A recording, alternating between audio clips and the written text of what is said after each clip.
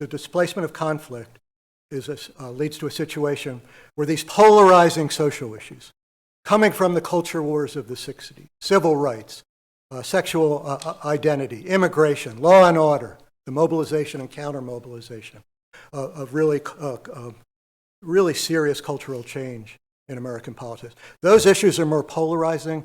They're less subject to compromise. You can compromise over how much you should raise the age for Social Security. It's very difficult to compromise over reproductive rights or civil rights. And that leads to a situation of polarization, and Congress becomes kind of polarized by this whole hyperpartisanship. And both parties begin to look to the presidency, if I can use an analogy from Alexander the Great, to cut the Gordian knot of partisan gridlock and advance partisan causes. So I've mentioned two social issues, the looking to the president to cut the Gordian knot. The third thing, which I think is underemphasized, is that during the New Deal, you had one party that supported advancing the government, growing the government, and the other party, the Republican Party, to rolling it back, or at least keeping it from growing.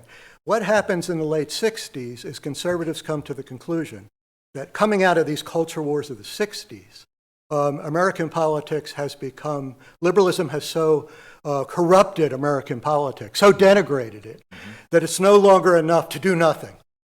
Now it's time for Republicans to take affirmative action in defense of their values, and they do that in defense of national security, provocatively extended to homeland security.